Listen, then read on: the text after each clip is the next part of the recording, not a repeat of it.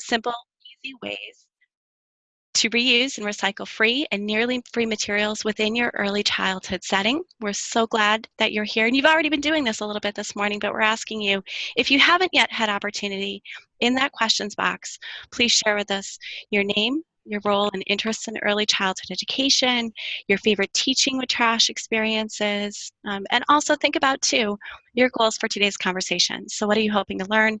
What are you hoping to take away from our conversation and our visit together? Just a real quick information on the background information on the voice that you're listening to. As I said, my name is Katie Walsh, and I'm one of Penn Foster's early childhood education instructors. The ideas that I'm sharing with you this morning come from my experiences as lead teacher in preschool, pre-kindergarten, kindergarten classrooms, school owner, administrator, children's program coordinator for a local library here in northeastern Pennsylvania.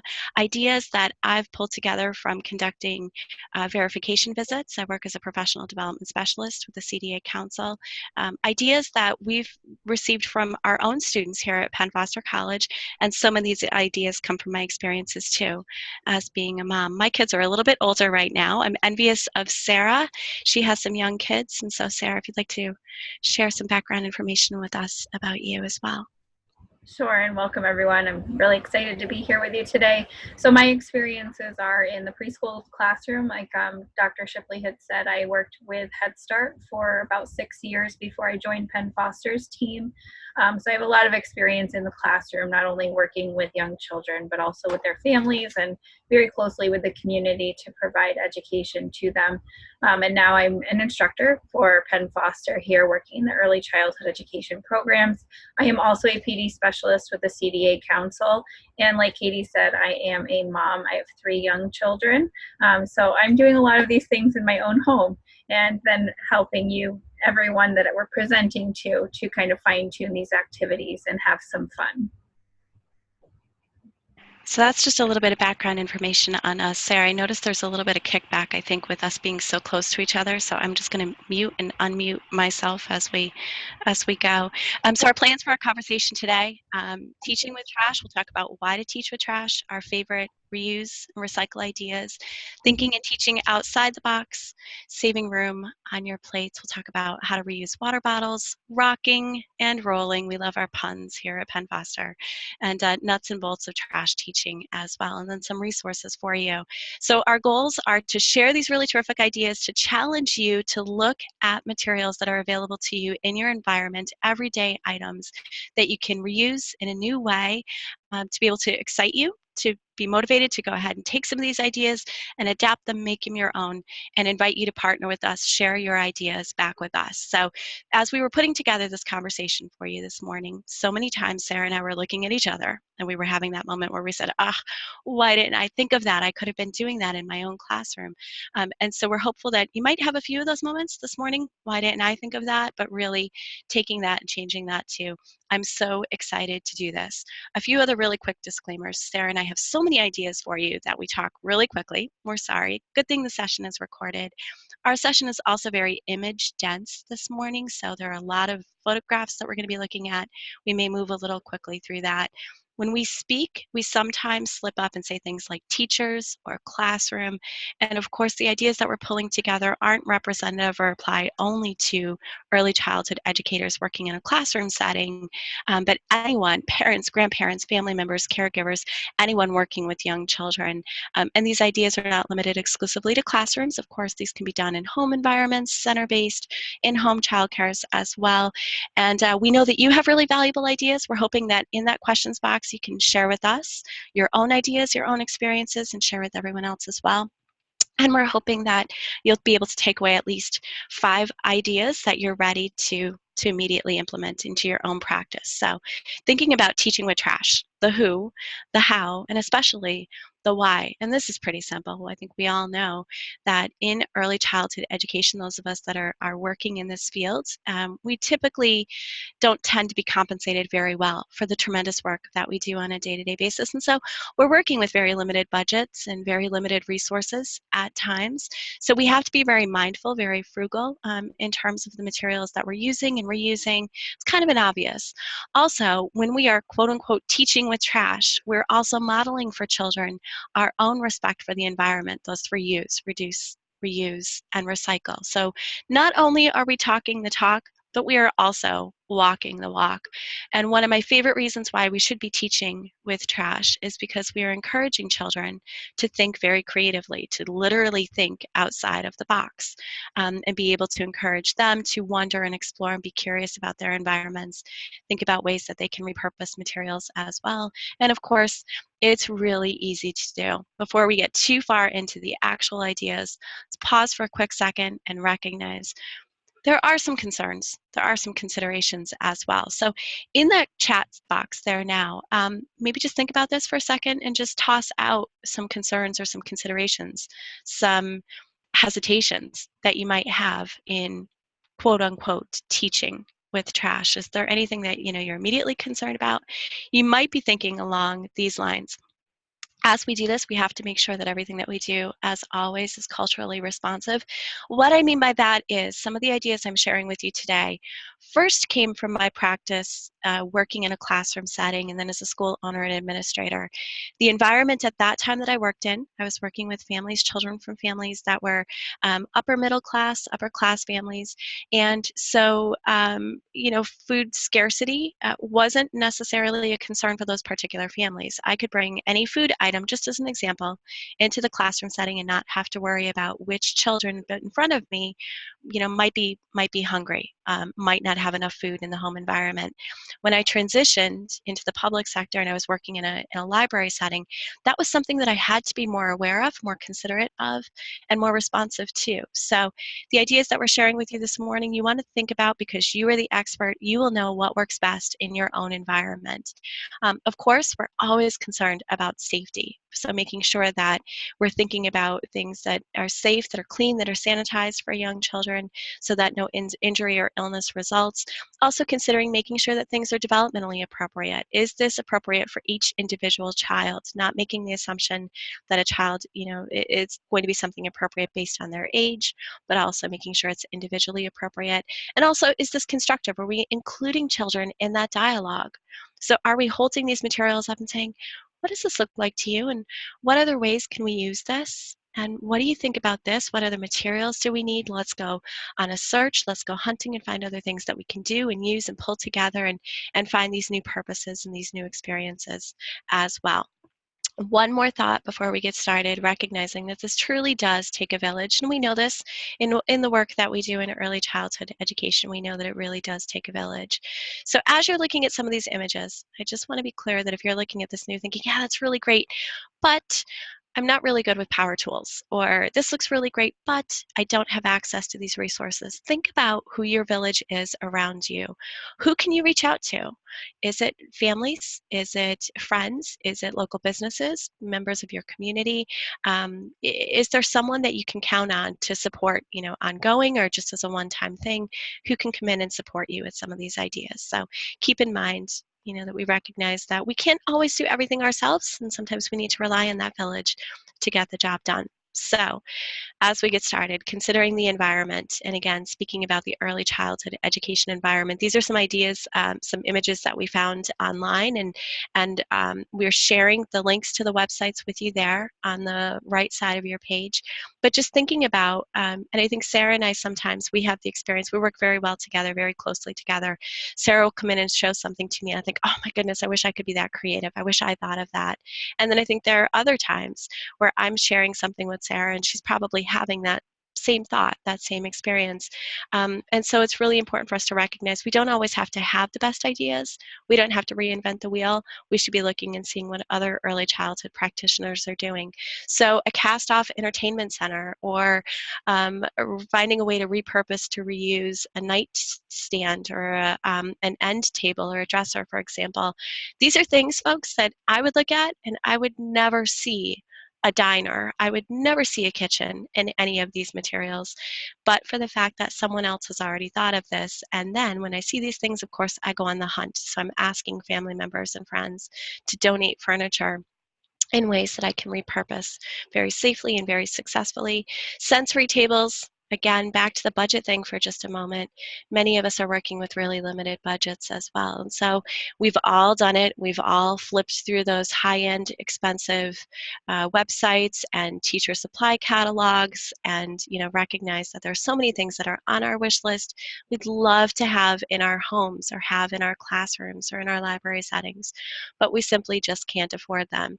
So part of this dialogue this morning is encouraging all of us to recognize that just because we can't necessarily make those purchases and spend those dollar amounts doesn't mean that we can't still have those things included in our environment. So thinking about ways to create our own sensory tables, for example. This is just simply an end table that someone with a jigsaw cut some holes into and put some bins, some dishpan bins from the local dollar store, and created their own sensory tables as well. This is one of my favorite ideas. And this is an under the bed storage box that, again, someone drilled a hole into and just simply inserted Christmas lights. And if you were to look this morning and see how much a light box would cost if you were purchasing it from one of those high-end teacher supply stores, you'd probably be surprised at the final cost. Again, these are things that you probably have in your own home, or you can get access to really quickly. So something as simple as just taking those string of Christmas lights, twinkle lights, and putting them in there, and then you have a light box, a tracing box right there in your home or right there in your classroom environment. Another one of my favorite ideas, someone took a rug, and again, recognizing that some of those rugs, area rugs for our classroom environments, our library settings, our in-home centers, our in-home playrooms, they can be quite pricey.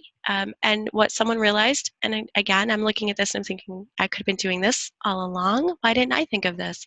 But simply taking that rug and flipping it over. So what we're looking at here is the reverse side of that rug. And they got creative with duct tape, and they simply created their own spaces so that children have a designated space.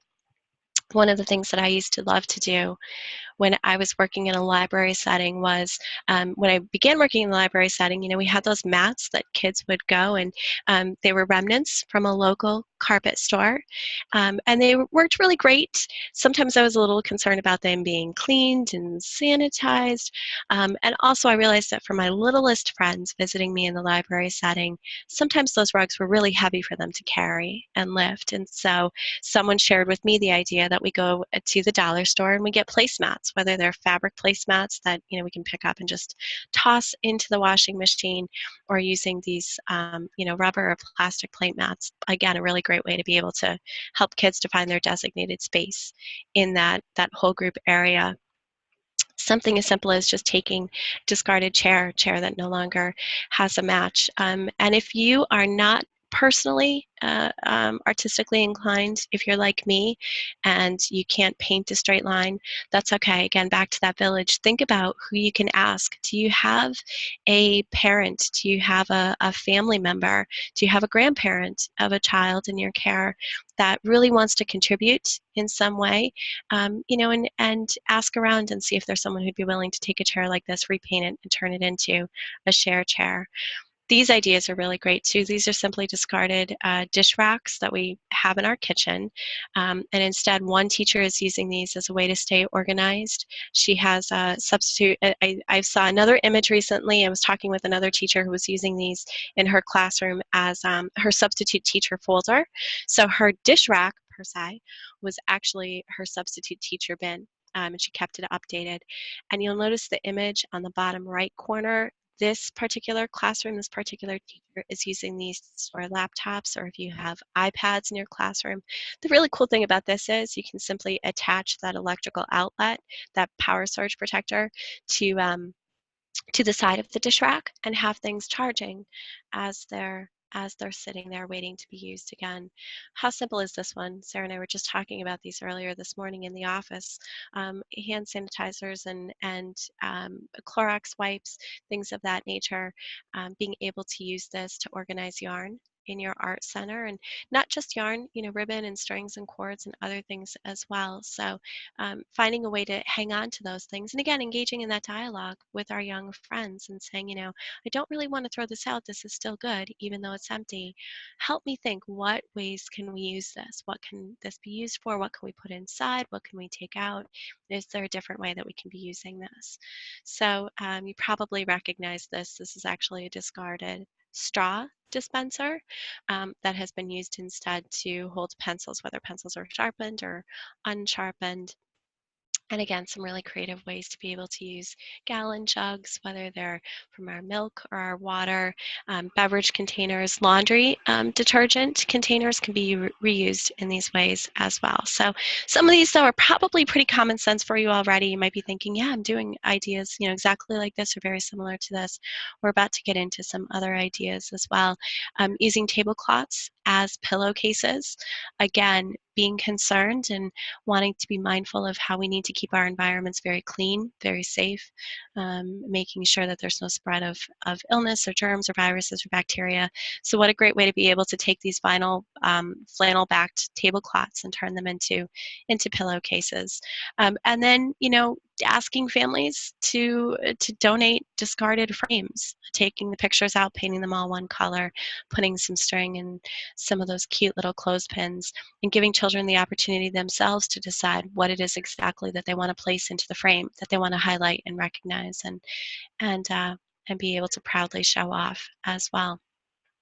Being able to take a look at reusing ribbons and other things as well, using these in terms of curtains for the classroom. Again, so much of our budget is limited, so being able to take a look at things like this. I would never think to do something like this, and as soon as I saw this, I have to admit, I did go home. I went into my daughter's bedroom, and I did actually do this exact thing in her bedroom. This was a few years ago. This one I have to share, I don't actually have experience with this one, but I thought it looked pretty cool and I wanted to share it with you. And if this is something that you end up doing or using, if you would please, you know, share with us, give us some feedback. But it's simply fabric being ironed onto a wall. So again, a really great way to be able to use discarded fabric too, and not having to go through the process of, you know, purchasing all of those punch out letters that we seem to be using all the time in our classroom settings.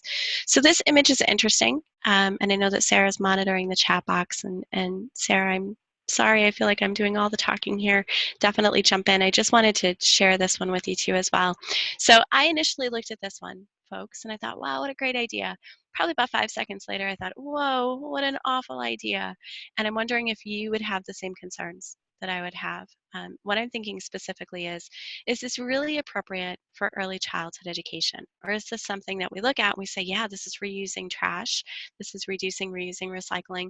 But again, going back to that conversation we had a moment ago about things being age appropriate, I would be really concerned about having something like this in my early childhood setting, especially that one all the way on the end there on the left, that red paint stored in a ketchup, a tomato or ketchup container. The concern is, would a young child assume that what's stored inside this container is edible? Is it safe to eat? And so naturally, we wouldn't want to put children or ourselves in that position. So I'm sharing this with you, not necessarily as a recommendation for what to do, but just to kind of pause and highlight the need for us to carefully evaluate all of these ideas and more, and make sure that they really do appropriately apply to our individual setting and to the work that we're doing with young children. Sarah, I'm going to pause there. I'm not sure if there are any questions or comments or anything that you want to jump in and share. Well, with the last picture that you just shared, someone who's in attendance said you could either take the labels off and, you know, you can teach the students to recognize similar shapes, but that doesn't necessarily mean similar contents, which is very true. I've also used old containers like that, mustard and ketchup containers in my own classroom, and actually used the laminate to make my own labels with like a shape in that color and then the color word. So you can create new labels and still use the content, and even having a conversation with the children about, you know, what do we think this container looks like, but, you know, understanding that it is not edible is a great idea too. Those are such great ideas, great solutions. I love how everybody's thinking critically and adapting it to our own environment and our own practice. So that was a little bit about thinking about ways to reduce, reuse, recycle, and essentially use quote unquote trash, I guess we could say, in our actual environments. Coming up, the next couple ideas, just some things to share with you. Kind of these are our favorites before we get into some specific categories. So here's a word that we talk about a lot, STEM, STEM, or STEAM, STEAM. Of course, we know already refers to science, technology. Think about how we're inviting children to engage in experiences that help them to understand engineering and art and mathematics as well. So we're always on the lookout for really creative, really easy, really age-appropriate, developmentally appropriate, fun experiences with STEM and STEAM. So as we're doing this, sure, we could probably go to those teacher supply stores and, purchase ready-made STEAM kits or tinker trays or STEM challenges and experiments that we can do and follow the instructions. But Sarah and I instead want to say, we don't necessarily need to do that, and we can actually pull some really great tinker trays and STEM trays and STEM challenges together right in our own homes, right in our own classroom environments. And then also partnering with that village, sharing with parents, hey guys, this is what STEM is, or this is what STEAM is. And so we encourage your families to, look in your kitchen junk drawer and think about that container in the garage or in the basement. Go through, and as long as materials are safe for us to use, feel free to send them in to us, and we'd love to incorporate that little bit of your home into our STEM challenges and our experiments and our tinker trays as well. So again, the pressure doesn't have to be exclusively on us to come up with all these materials, definitely relying on others. So can I get a quick, commercial in there? Sarah and I are actually coming back. We're doing another session. We're doing an autumn-themed STEM session where we're going to be talking very specifically about how to incorporate STEM and STEAM in our early childhood environments, kind of with an autumn slant. And I know that there's another really great session. I'm really excited. I want to attend this one. Dr. Shipley and Dr. Heed have yet another session out there about STEM as well, and that presenter's information looks terrific. So probably some similar ideas and also some really great different ideas as well. This is just a sample image of what those tinker trays look like. So making these readily available, again, I kind of feel the need to rush in and say, we just want to make sure that all of our materials are age appropriate, developmentally appropriate, and then culturally appropriate as well. So creating our own stampers, our own sensory blocks to be able to be used. So think about how many of these materials are just laying around your own home. And before you get ready to throw them out, think about ways that we can create these sensory cubes in this way. Do you know what this is? Does this look familiar? Have you been using these in your home or in your environment? I'm actually getting ready to put one of these together for my niece. She's going to be crawling very soon and then hopefully walking soon after that. So I've been putting together saving things. I have an Aunt Katie box at home where my family and I have been putting things into the box so I can take them back out again and make something like this, a sensory walk. So you are super gluing or hot gluing these items, these materials, and giving our walkers the ability to walk across the board multiple times, and then giving them that vocabulary, engaging them in that dialogue about what they're sensing. What is the feeling? Does it feel hot? Does it feel cool? Does it feel warm to the touch? Is it smooth? Is it rough?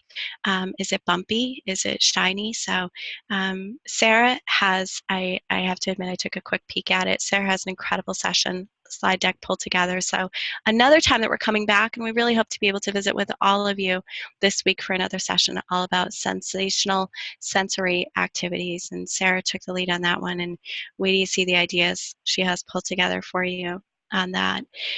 So coming back to that conversation about it taking a village again, in our environments, those of us that are working in a classroom setting or in a center setting or in a library setting, perhaps, those of us that are doing in-home visits or running our own in-home centers, again, partnering with families and making sure that, they're able to connect in their own homes with the experiences their child is having in the classroom setting, if that's where we're working. So, having that dialogue, sending home that newsletter, putting on Twitter, putting on your school's Facebook page. This week or next week, we're working on circles. So families, it's time to dig through, your junk drawer and send circles in, and let's put everything together. And again, then the responsibility isn't exclusively on the teacher, on you, but it's families finding ways to contribute in a very valuable way as well.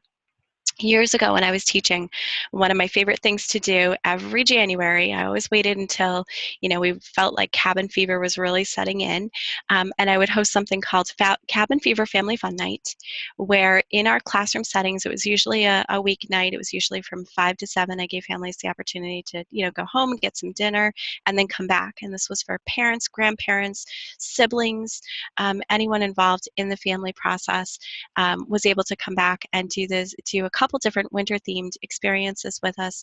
One of the things that we did was one of our teachers was in a classroom continuously reading the story Snowballs, and families would go to the table.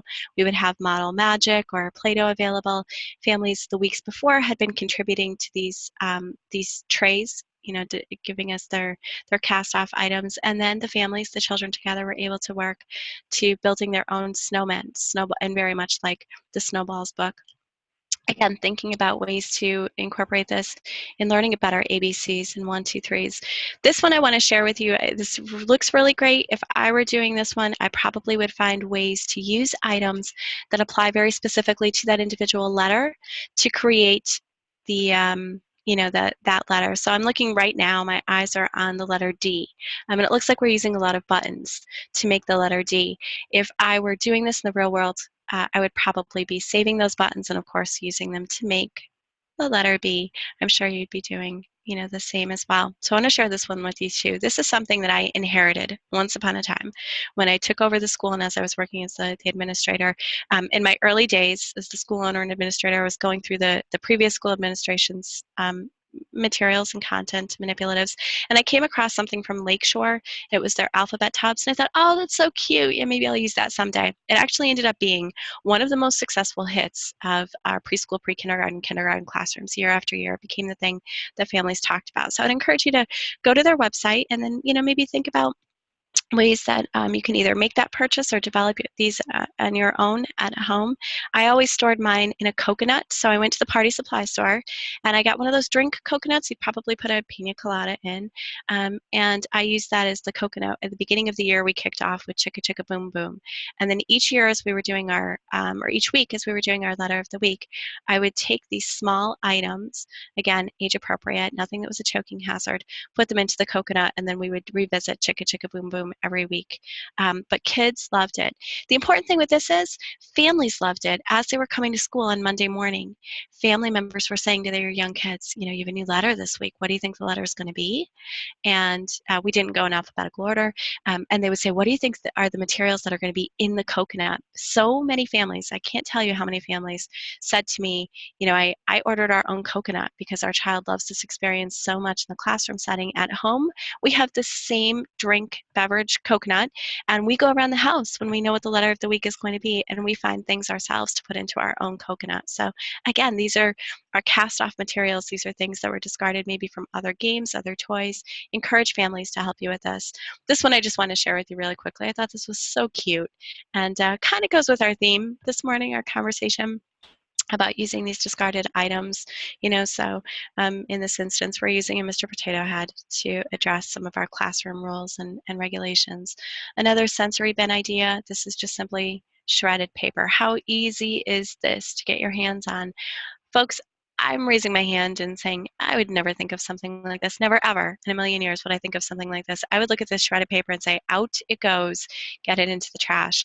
But it takes being able to see what other teachers, other early childhood practitioners are doing, other parents and family members are doing, for me to kind of pause in my tracks and say, wow, there really is a use for this. So, think about things like that. If you have a family member or a friend who's really handy with power tools, especially with saws, Ask them to help you develop and make your own nature blocks. Doesn't need to be something that, you know, is pre-purchased from a teacher supply store, but think about ways that you can, you know, encourage children to come with you, go on that nature walk, go on that scavenger hunt, bring the materials back into your environment, and then think about ways to reuse them.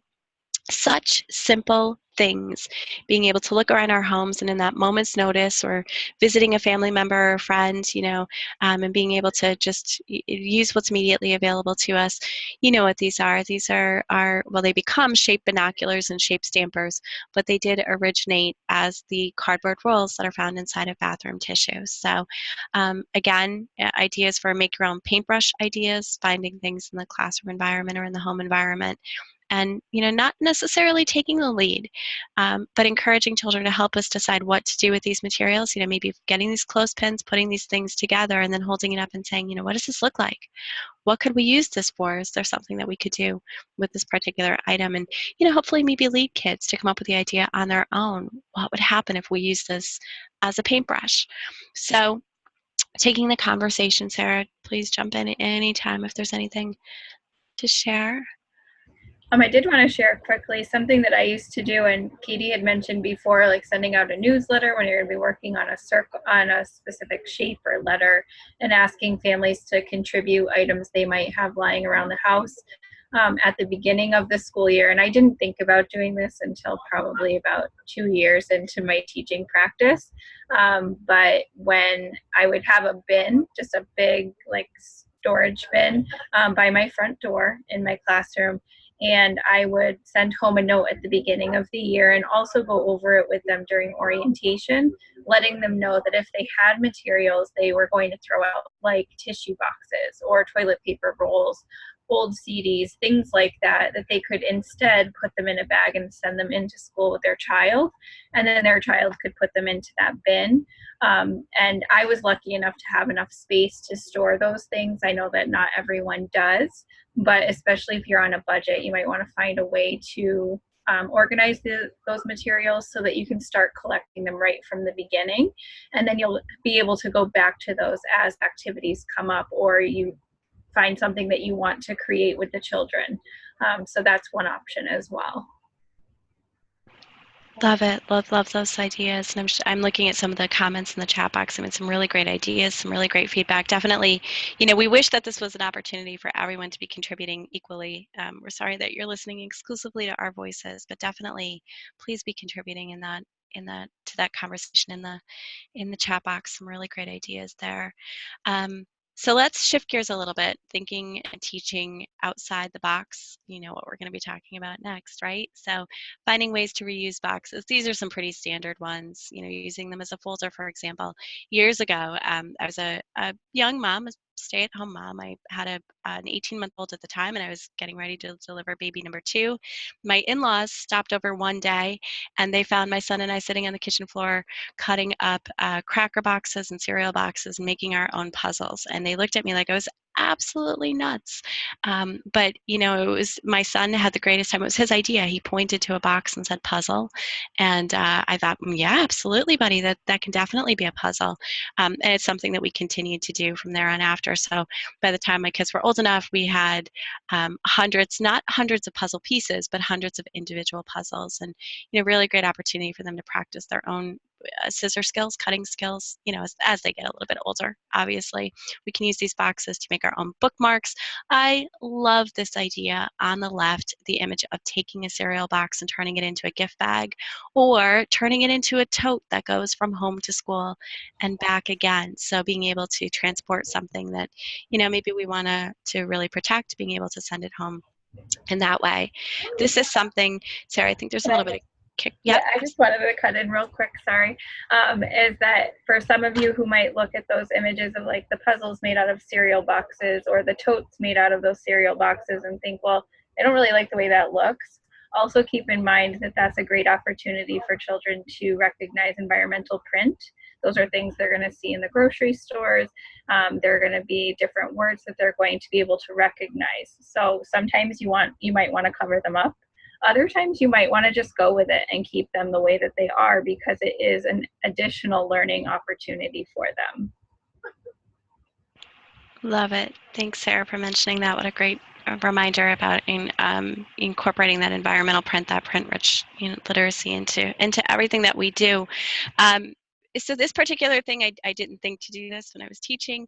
This was when I was working in a library setting. And at the beginning of the year, this was one of the most widely attended, most popular sessions that I did every year. I partnered with a local, they're a national pizza chain, and I partnered with them, our local store. They donated pizza boxes, and I was very careful to give a lot of credit back to that particular store, and make sure that families understood that that business was, taking that active role. They donated pizza boxes. I took them home. My kids and I painted them in our backyard, and then I brought them into the library setting. Kids came at the beginning of the school year, so I always did this about a week before the first day of school. They came, they decorated their big pizza box, and then they took it home. And this is where they kept their keepsakes for the remainder of the school year. So, families said that it became part of their vernacular. The kids would come home and say, this is for the pizza box, and families put it in there, and just a great way to make sure that nothing happens to those really important keepsakes. Another great way to use a box and be able to reuse trash, turn it into treasure, is creating a solar oven, making s'mores in solar ovens. And there are a lot of different ways to do this. Really great directions are available online. If you've never done this, it is a lot of fun. Really great time of year to be thinking about this, I'm sure. But being able to make s'mores using a discarded pizza box and some other materials as well, some aluminum foil and some plastic wrap, if you get an opportunity to do that. Instead of saying to children, we have to go to a store and purchase a dollhouse, why not empower children to create their own? So these are just images that are clipped, it looks like, from a magazine, I would assume, and then some boxes that are just strategically put together to create our own dollhouse. And think about how much time, quality time, can be spent together in that planning. And this one looks a little bit more advanced. I don't know what it would look like if we were doing this with our early childhood students, but still a really great experience to share with our young friends. Someone took discarded shoebox lids. The boxes themselves seem to get a lot of use, the lids not so much. So they covered them in scrapbook paper and turned them into frames. Hang this up and give children the opportunity, invite them to decide what they want to display in their own frames. This one, my son and I did this a couple times on rainy days.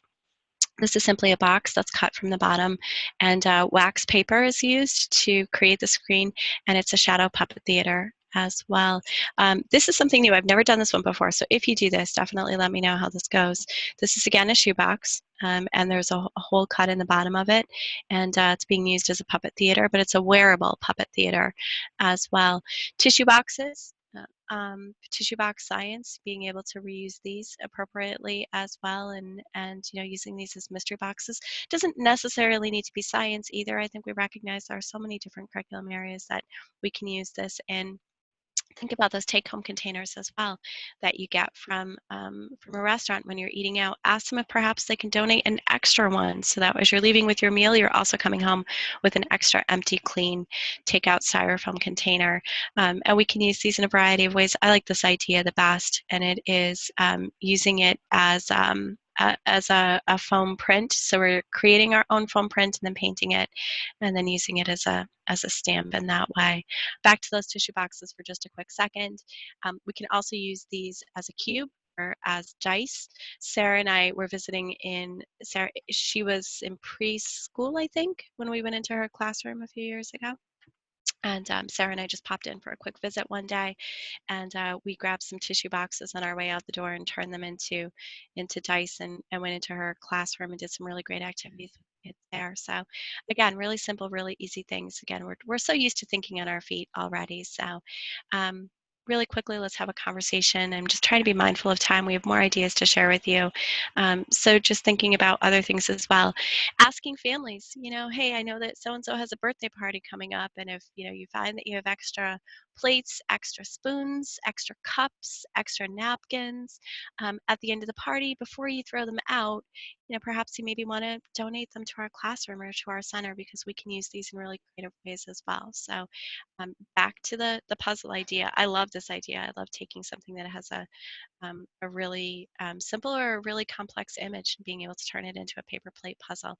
Maybe not going to last very long, but that's okay. We can have those mindful conversations about taking care of our things, wanting things to be durable, to last forever, using things with care.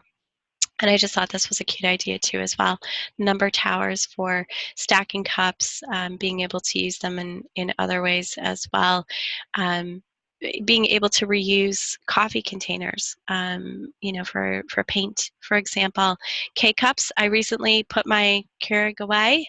It was gone for about a year, and now it's back on my counter again, and I don't know what I did without it. But one of the things that I was struggling with, and one of the reasons why it did go away for a time, is because I was struggling with constantly tossing out the K-cup containers themselves, and it wasn't until I realized so many ways that we can reuse those K-cups in our classroom environment. So I've been saving them and donating them, and these are but two of the probably hundreds of ways we can use these. And we thought these ideas were cute. We wanted to share these with you as well. So these are spoons on top of spoons. So in the alphabet one in the top, we have the uppercase printed on it's a sticker put on the white spoon. And then the clear spoon has the lowercase. So number matching, alphabet matching, using it for subitizing as well. A couple quick ideas to share with you about water bottles. And this is such a great time of year to be doing this outdoors, being able to be using these as a water wall, for example. So again, us not necessarily, maybe you want to do this way, and you know your environment best. Doesn't necessarily have to be something that we surprise children with that's already put together, but this is a really great opportunity to be having those dialogues and sharing those meaningful experiences, experimenting with tools. What happens when I use the hammer in this way? What exactly does what's the difference between a screw and a nail, for example? How to use this power tool, and then going around the house and collecting those leftover containers from the orange juice bottle and the soda bottle and the funnel and the sour cream container, and being able to put these together in this way as well. Let me go back for just a second. And then obviously, especially on hot days like this, having that supply of water available to kids so that they're continuously pouring. I like this image the best because these particular items aren't fastened in a way that they are immovable. Instead, children have the opportunity, and they're open. There are some holes in the bottoms of each of these, so children have the opportunity to manipulate these. They can twist and spin so that the water isn't necessarily falling in a vertical line into the container, but horizontally, diagonally as well. I don't know about horizontally. Maybe I should just say vertically and diagonally. That'd be interesting though too. So again, really great science experiment, using them for things like piggy banks, being able to save the lids and making bottle cap creatures, being able to use them in terms of creating our own mosaics as well. I like this idea on the left, using this as a wind chime too. So again, these are things, folks, that I have to admit I'm guilty of this. These are things that I would look at and just immediately put into the recycling bin, or I would just toss in the trash and think this serves no purpose and I have to get it out of here. And it's through these experiences and being in these other classrooms, visiting other teachers, and going on Pinterest and getting these ideas, being able to think about really creative ways to be able to reuse this quote unquote trash. These are some of our favorite ideas we wanted to share with you. Look at this one, no effort whatsoever, simply going outside, going for a walk, going on that scavenger hunt, bringing some rocks and some stones home, and then arranging them in really artful ways.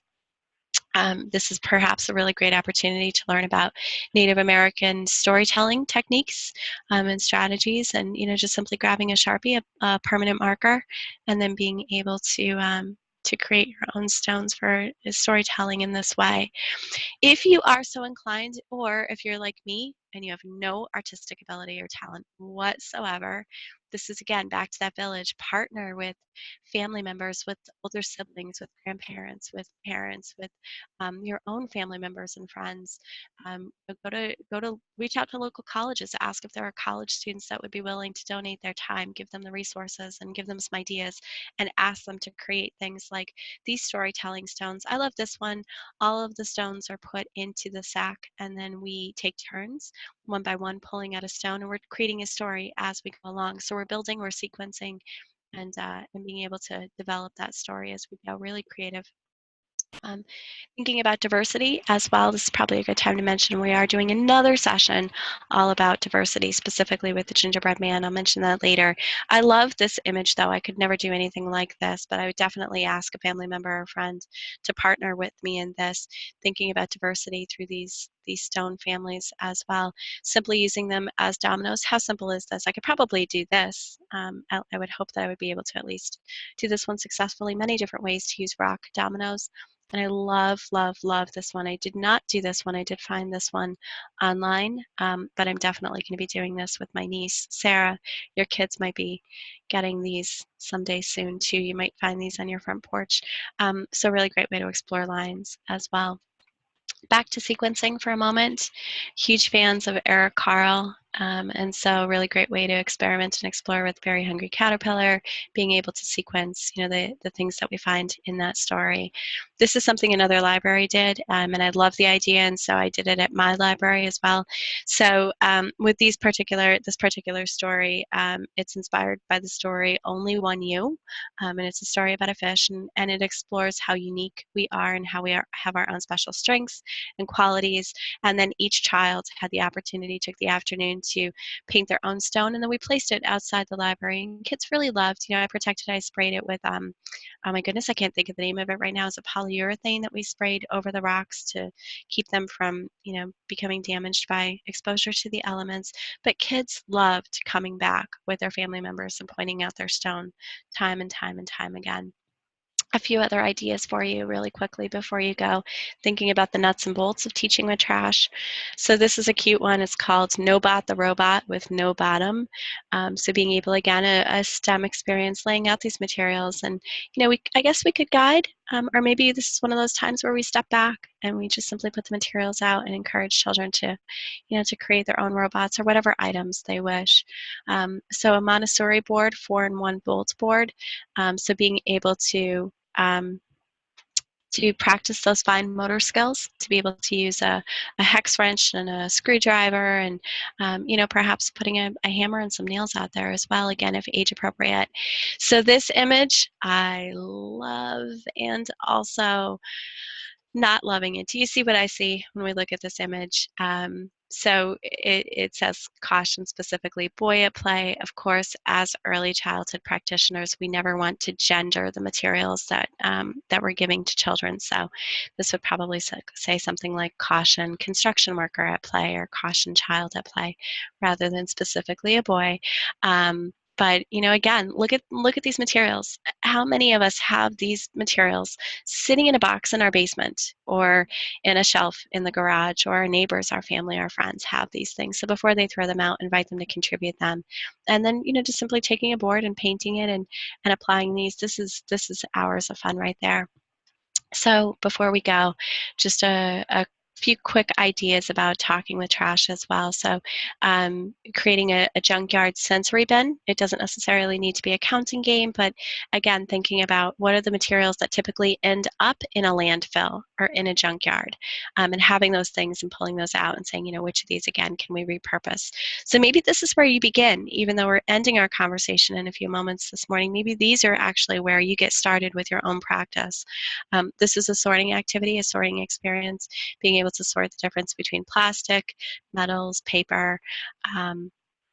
And this is an idea for us to think about what happens to materials when we do actually go out and put them into a landfill. So go out into our school or our center's backyard, or our own backyard at home, dig up some dirt, put some quote unquote trash, cover it back up, and then, pull it back up again sometime later and see what happened to each individual material, each individual item. So of course, we're making those hypotheses early on. What do we think is going to happen? What do we predict is going to be the end result if we bury this in our own backyard landfill?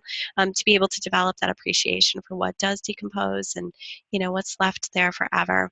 So as Sarah was saying earlier about the newsletter, all of these ideas, recognizing that it takes a village. So if I'm going to do something with ice cream and sprinkles, for example, I'm working in a classroom setting or in my own childcare, or I'm a parent with young children, I know that money is limited. So I don't necessarily have to go to my own kitchen cupboard and take out, an unused container of sprinkles. Perhaps I want to visit my local ice cream shop at the end of their season and say, would you consider donating a container of sprinkles to our classroom, or, for us to be using in our home environment, and then giving credit where credit is due. This image on the right, do you know what these are? Have you seen this done before? Years ago, there was a teacher, a librarian, and this is probably going back about 15 years ago. There was an individual in Florida who took her classroom or her school library and changed it to rain gutters, because she found that when children can see the cover of the book, when they're not putting it, spine to spine back on the shelf, that they're much more likely to go over and pick a book up during that free time, and care for the book very appropriately, put it back very appropriately as well. So I sent my husband to the home supply store and had him install rain gutters in our house and then in my classrooms as well, and even in a library setting. So not necessarily something I probably would have felt comfortable doing by myself.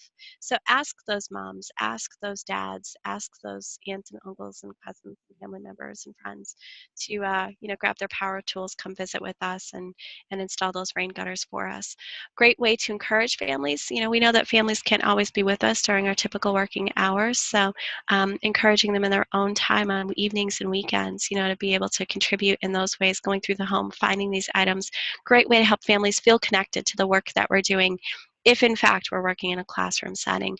So perhaps you want to consider putting out a giving tree. Being very specific with families, instead of saying giving them, instead of being vague, very general, please donate your unwanted items to us. Families sometimes are much more responsive if we are very specific. Please donate paper plates and cups and napkins from a birthday party that's coming up this weekend. And then, of course, and I know that this isn't something that needs to be said, but we'll say it anyway, remember to express that gratitude. Express gratitude to families individually. If it is a business, make sure that you are finding ways to give them that shout out that they deserve as well. So whether it's through your social media outlets, or a newsletter, like Sarah said, a note that's going home. So we shared a lot of ideas and information with you this morning. I know there was a lot that we tossed out at you. We pulled a lot of things together for you on our Pinterest boards. Sarah, I don't know if I added you as a partner, so I will. You can find us on Pinterest. Our username's there, Sarah. And then if you go through our boards, there's one specifically titled, "If it's free, it's for ECE," which is a motto that we live by in our work as well. Just a quick reminder, we are coming back for some other sessions. We're also, as I said, we're talking about those sensory experiences. We're visiting again to talk specifically about autumn STEM.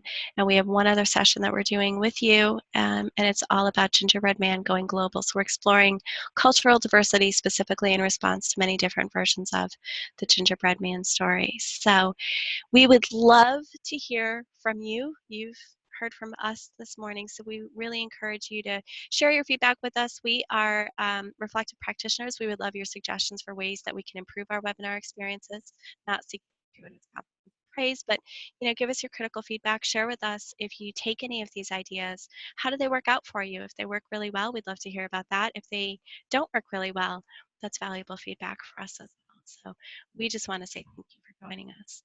Bye. Wow, ladies, that was amazing. I have been writing down ideas, typing in the chat.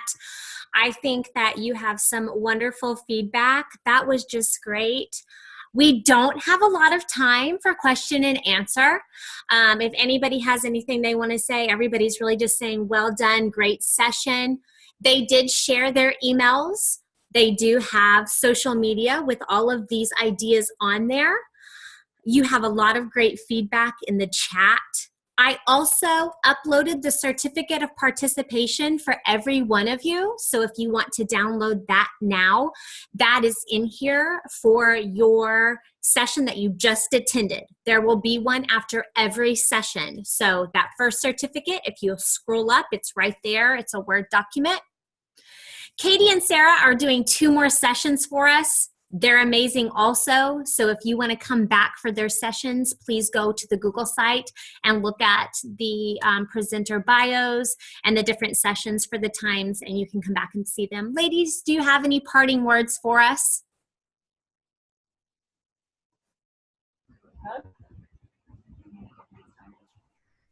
Katie's trying to unmute herself, but That's okay. We're just really glad that everyone was able to join us, and we really hope that you find all of this information helpful. I was telling a couple of people in the chat box, but some of you were saying you were frantically trying to write down all of those ideas. Definitely follow us on Pinterest, and you'll find that we have a lot more boards as well with tons and tons of ideas. So we are big promoters of Pinterest. And we really also recorded it, Sarah. Yeah, so everything's recorded. Yes. So we hope that the information was exciting and gets you motivated for the new school year coming up. Definitely. Thank you all for joining us. And thank you for inviting us. Thank you for putting this together. These sessions look wonderful the rest of the week, so we're happy to come back. Yes, we're super excited, and thank you, and you two have a great day. And our next session will begin in about 5 minutes. Thank you. Take care. Bye-bye.